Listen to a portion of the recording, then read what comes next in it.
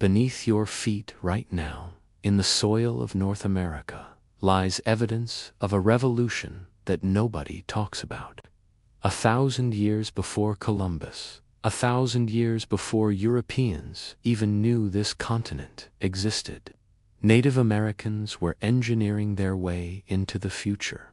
Not with iron, not with horses, but with something far more powerful, innovation born from pure necessity. The lands of North America in 60 AD weren't empty wastelands. They were home to thousands of communities, each facing the same brutal reality. Survival meant constant movement.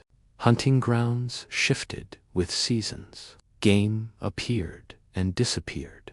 Families followed the animals, carrying everything they owned. Nothing stayed permanent. Nothing could be stored. Everything had to be portable, durable, and made quickly. Imagine living like this. You can't build a permanent home because you'll abandon it in 3 months. You can't accumulate too many possessions because you have to carry them. Your tools wear out constantly because they're made from stone and bone materials that break, chip, and dull under heavy use. Your children go hungry between hunting seasons because you have no way to preserve food. This wasn't primitive. This was a stable way of life, but it was also a ceiling. Progress seemed impossible. Then, across different regions of North America, something shifted. Not dramatically, not all at once, but between 60 and 70 AD, evidence shows us that multiple groups of Native Americans, working independently, made breakthroughs that would unlock an entirely new way of living. These breakthroughs came in 3 forms: better tools, better containers, and the beginning of growing their own food. Around 60 AD, across the Southwest, the Great Plains, and into what is now the Mississippi River Valley, archaeological evidence shows a dramatic increase in groundstone tools. We're talking about something simple but revolutionary, stones that were carefully shaped, not by striking them, but by grinding them down slowly against harder stones. The difference sounds minor. It wasn't. For thousands of years, Native Americans had made tools by napping stone, hitting it to create sharp edges. These tools worked. Scrapers could clean hides. Points could pierce animal skin, but they had limits. Napped stone is fragile. It shatters when you apply certain types of pressure. It's difficult to create blunt force, and it couldn't perform fine, detailed work. Groundstone changed everything. By carefully grinding stone against stone over hours, craftspeople could create tools with completely different properties. They could make grinding stones with flat surfaces that could crush seeds into flour. They could make mortar and pestles that could pulverize nuts into paste. They could create stones with curved surfaces for specific tasks. Each tool became more specialized, more efficient, more durable. Archaeological digs from this period show something telling. The number of groundstone tool fragments increases dramatically. This means 2 things were happening simultaneously. First, more people were using these tools. Second, people were using them so intensively that they wore them out and had to make new ones constantly. This is the fingerprint of a technology adoption that's actually working. Why does this matter? Because groundstone tools made one specific activity suddenly efficient, processing plant foods at scale. Here's where the story gets fascinating. Around the same time, in multiple regions, independently, Native Americans invented pottery. Not pottery as art, pottery as technology. Specifically, containers that could hold liquids. Think about what you could do if you could finally carry water, store grains, or cook by boiling. Suddenly, foods that were inedible hard seeds, tough nuts, tough vegetables, became edible. Suddenly, you could carry water into the desert. Suddenly, you could preserve food longer. But pottery is almost impossible to make without several key insights coming together. First, someone had to figure out that clay from certain parts of the land had special properties. This required experimentation. Clay from the riverbend near your camp probably wouldn't work. But clay from the hillside 3 days' walk north might. This knowledge wasn't intuitive. It took trial and error, failure after failure. Second, someone had to figure out how to shape clay into a vessel without tools specifically designed for that purpose.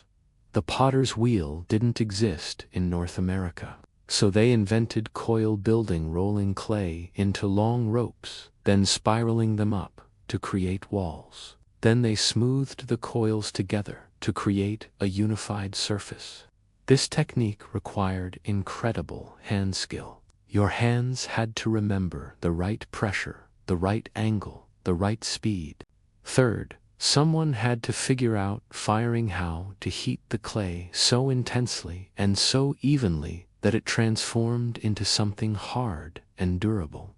This wasn't obvious. Too cool and the clay stayed soft, too hot and it cracked, too fast and it shattered. This required understanding heat, controlling it, predicting how different types of clay would respond. These were engineering problems. Evidence from archaeological sites shows us that early pottery in North America appeared around this exact period, 60 to 70 AD. In several independent locations. The southwest shows Mogollon pottery. The southeast shows early Mississippian culture pottery. The Great Plains shows woodland tradition pottery. Different styles, different techniques, but the same revolutionary principle. Containers that changed everything. Pottery isn't just about storage, it's about power. It's about controlling your environment. Before pottery, your ability to preserve food was limited to smoking meat and drying plants in the sun. These methods worked, but they were weather-dependent and labor-intensive now. Suddenly, you could boil foods for hours in water, creating soups and stews that made tough plants digestible. You could cook seeds until they were soft. You could render fat from bones to make a calorie-dense food that lasted for months. You could create fermented foods that didn't spoil. This opened doors to entirely new food sources. In the Southwest, people now had containers to process and store seeds from plants that grew in that harsh landscape. Seeds that were too hard to eat raw could be ground into flour and stored in sealed pottery vessels. A single woman gathering for one day could now collect seeds, grind them, and have enough flour to feed her family for 2 weeks. This is not subsistence hunting anymore. This is the beginning of food security. The logistics changed to, with pottery, you didn't need to return to the same hunting ground next season. You could travel to new lands, and these new lands could support you because you could store food and carry water. Pottery made migration easier. It made settling new territory possible. But here's what's really important. Pottery gave women economic power. Historically, hunting, killing large animals had been the most valued food source. It was visible, it was dramatic, it fed everyone, but it was also unpredictable. You could hunt for 3 days and return empty-handed. Plant processing, gathering, grinding, cooking, storing was different. It was steady. It produced reliable calories. And increasingly, between 60 and 70 AD, as people realized this, the cultural value shifted. Women who controlled plant processing, who understood which plants worked in their pottery, who managed storage, these women became essential, invaluable. The final piece of this 60 to 70 AD transformation was the most consequential, the very beginning of agriculture. This is where it gets controversial, because most textbooks will tell you that agriculture appeared much later in North America. But archaeological evidence suggests something different. Around this time, in multiple river valleys, the Mississippi River Valley, the Rio Grande, certain areas of the Great Plains of Adence, appears of something that looks like early cultivation. We're not talking about full agriculture yet, not farms, not the deliberate, systematic planting that would define later periods, but something in between, proto-agriculture. What this meant was that people started managing plants more deliberately. They didn't just gather seeds. They started noticing which plants produced the most seeds. They started clearing areas around those plants to reduce competition. They started returning to the same location each year because they knew seeds would be there. They started selecting the biggest seeds to eat and leaving smaller seeds in the ground for next season. This is unconscious domestication in action. The plants involved varied by region. In the Southwest, it was likely native beans and squash. In the Mississippi Valley, it might have been sunflowers and a grass called goosefoot. These plants were still wild. They were still small compared to what they'd become in later centuries. But the relationship was changing. People were no longer purely gathering. They were beginning to cultivate. Why does this matter in the context of 60 to 70 AD? Because the tools and pottery made it possible. Grinding stones made it worth processing seeds from plants that weren't quite as productive as hunted meat. Pottery made it possible to store those seeds. Together, these technologies made it rational to stay in one place longer, to return to promising plant-gathering areas, to invest labor in managing a landscape. This is agriculture in its embryonic form. The beauty of this period is that these innovations didn't spread uniformly. Different regions experimented with different approaches. This is innovation in its purest form, multiple solutions being tested simultaneously. In the Southwest, particularly in what we now call New Mexico and Arizona, the focus was on seeds and beans. The Mogollon people developed increasingly sophisticated pottery with distinctive designs. Their groundstone tools grew more specialized for seed processing. Their early cultivation efforts targeted beans that could grow in the desert with minimal water. They were solving the problem of living in an extremely harsh landscape. In the Mississippi River Valley, the story was different. Here, the landscape was more forgiving. Forests provided abundant nutsacorns, walnuts, hickory nuts. The river provided fish. So while these communities also adopted groundstone tools and pottery, their cultivation efforts focused on different plants. Sunflowers, which provided oil, goosefoot, which provided reliable calories. These were supplements to a hunting and gathering lifestyle that was already fairly productive.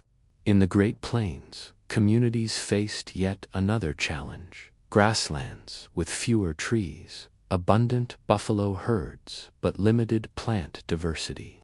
Here, ground stone tools appeared too, but the emphasis was different. The pottery that emerged was often less refined than in other regions, practical rather than artistic. The cultivation efforts were minimal. Why? Because hunting buffalo was already extremely productive.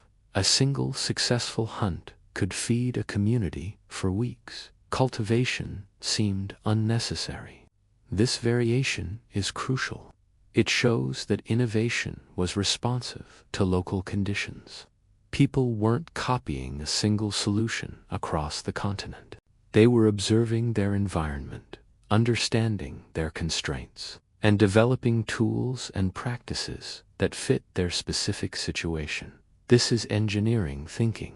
What's fascinating about this 60 to 70 AD period is that it represents a kind of equilibrium moment.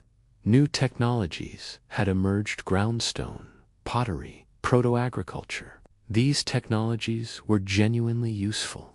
They reduced labor in some ways and increased food security, but they also created new kinds of work. Making pottery was time-consuming. A single large vessel might take 2 weeks of work, and pottery broke. Families needed multiple containers, and they needed to replace them constantly. Making groundstone tools was also labor-intensive. You couldn't make an efficient grinding stone in an afternoon. It took hours of careful work. Proto-agriculture required different kinds of labor. Clearing land around plants meant swinging stone axes for hours. Managing the landscape meant returning to the same locations regularly, which meant not being completely mobile. Storing food and pottery required protecting it from rodents and moisture. So here's the thing. These technologies worked. They increased survival odds, but they weren't yet so efficient that they compelled complete lifestyle change. A community could adopt groundstone tools and pottery without committing fully to agriculture. They could practice proto-cultivation while still deriving most of their calories from hunting and gathering. This made 60 to 70 AD a transition period, not a revolution, but the beginning of one. Archaeological evidence shows us communities that had these technologies but were still highly mobile. Communities that had these tools but were still primarily hunters. The choice to fully commit to agriculture would come, but it wasn't yet inevitable. What was happening in 60 to 70 AD was the creation of options. New possibilities were emerging. Communities could continue as they always had, or they could experiment with something new. Looking at the big picture of North American history, the period between 60 and 70 AD represents something crucial. The moment when the possibility of agricultural civilization emerged. Not inevitable, not complete, but genuinely possible for the first time. For tens of thousands of years before this, Native Americans had been pursuing hunting and gathering strategies. These were successful. They supported large populations across diverse landscapes, but they had limitations. They required high mobility. They limited accumulations. They created ceiling on population density and social complexity. Between 60 and 70 AD, that ceiling began to lift. New tools made plant processing more efficient. New containers made food storage possible. New cultivation practices made food supply more predictable. Not overnight, not completely, but visibly. In the archaeological record, this period marks the beginning of a new era. The ancestral Puebloans would take these technologies and develop them further. By 500 AD, they would have sophisticated agriculture. By 1000 AD, they would build Chaco Canyon. By 1100 AD, they would build the Great Cliff Dwellings. This was all enabled by decisions made in 60 to 70 AD. The Mississippian civilization would follow a similar trajectory. Proto-agriculture in 60 to 70 AD became partial agriculture. By 200 AD, became full agriculture by 800 AD, and became the Mississippian civilization, a society supporting tens of thousands of people in settlements like Cahokia. This was all enabled by choices made in 60 to 70 AD. The Great Plains societies would follow a different path, but one still enabled by these innovations. Even communities that remained primarily hunters developed the ceramic technology and the groundstone tools. They created trade networks. They developed settled winter camps. They built a more complex society without fully adopting agriculture. If you stand in the Southwest today and see ancestral Puebloan ruins, you're seeing the ultimate outcome of decisions made in 60 to 70 AD. If you visit Cahokia Mounds in Illinois, you're seeing what grew from seeds planted in 60 to 70 AD. If you encounter Native American pottery in a museum, you're holding evidence of choices made in 60 to 70 AD. The woman kneeling by the clay pit in 60 AD didn't know she was making history. She was solving an immediate problem. Her community needed better containers. She was experimenting. She was learning from failure. She was developing skill through repetition. She was applying logic to a practical challenge. That's innovation. That's progress. That's how civilizations are built, not through grand plans, but through millions of individuals solving problems, sharing knowledge, and building on what others have learned. Between 60 and 70 AD, across North America, this process accelerated. New tools emerged. New containers were invented. New cultivation practices began. These weren't revolutionary changes. They created new possibilities. They opened paths that would lead, over centuries, to complex societies, sophisticated architecture, and rich cultures. The American continent was entering a new era, not because someone decided it should, but because people, thinking independently and innovating constantly, made it so.